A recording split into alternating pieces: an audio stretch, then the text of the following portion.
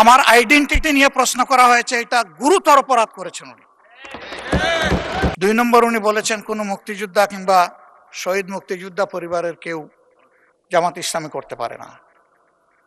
তাহলে উনাকে জিজ্ঞেস করে করা লাগবে?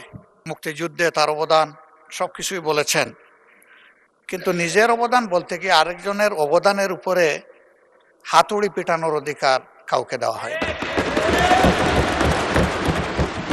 তিনি পার্সোনালি আমাকে হার্ট করেছেন। তিনি বলেছেন যে আমি বলে থাকি আমি শহীদ মুক্তিযোদ্ধা পরিবারের সদস্য, তাহলে ইনি এটাকে চ্যালেঞ্জ করছেন। 2 নম্বর, উনি বলেছেন কোন মুক্তিযোদ্ধা কিংবা শহীদ মুক্তিযোদ্ধা পরিবারের কেউ জামাত ইসলামী করতে পারে না। তাহলে উনাকে জিজ্ঞেস করে করা লাগবে? এটি আমার নাগরিক অধিকার। আমি কোন দল করব, কোন আদর্শ আমি অনুসরণ করব, এর উপর হস্তক্ষেপ করার ন্যূনতম কোনো অধিকার রাষ্ট্র কিংবা সংবিধান কাউকে দেয়নি। আমি এটার তীব্র নিন্দা জানাই। আমার আইডেন্টিটি নিয়ে প্রশ্ন করা হয়েছে, এটা গুরুতর অপরাধ করেছেন উনি। আবার আমার আদর্শ সিলেকশনের ব্যাপারে উনি কথা বলেছেন, এটা বাড়তি অপরাধ করেছেন। আমি অনুরোধ করব মাননীয় স্পিকার, তার এই অসংসদীয় অংশটা এখান থেকে যেন এক্সপাঞ্জ করা হয়। শেষে গিয়ে উনি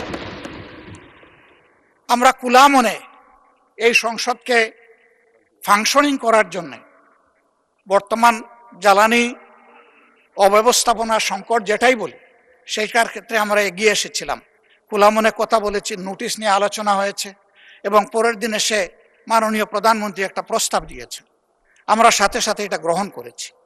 তিনি এইটাকে শেষ পর্যন্ত কনক্লুশন টানলেন কি দিয়ে?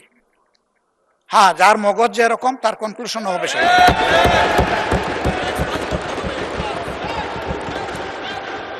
তার মতো একজন প্রবীণ ব্যক্তির কাছ থেকে, রাজনীতিবিদদের কাছ থেকে আমি এই ধরনের আচরণ আশা করিনি। আমরা এখানে প্রথম দিনই বলেছি ভালো কিছু শিখতে এসেছি। কাউকে হিট করা, গালি দেওয়া, এর মাধ্যমে বড় কিছু অর্জন করা যাবে না। কিছু গোলাবাজি হতে পারে বড় জোর, কিন্তু তার চাইতে বেশি কিছু হবে না। আর সাধারণত যুক্তি যখন ফুরিয়ে যায়, মাথা তখন গরম হয়ে যায়। একটা প্রবাদ আছে, রেগে গেলেন তো হেরেই গেলেন। আমরা সবাই মিলে হারতে চাই না, আমরা সবাই মিলে জিততে চাই। এই জন্য সবাই যেন মাথাটা একটু ঠান্ডা রেখে যুক্তির সাথে সত্য নির্ভর কথাগুলা বলি, তাতে অবশ্যই দেশবাসী উজ্জীবিত হবে, এই সংসদের প্রতি মানুষের আস্থা তৈরি হবে এবং দেশটাকে নিয়ে সবাই মিলে আমরা সামনে এগিয়ে যেতে পারবো। ধন্যবাদ মাননীয় স্পিকার।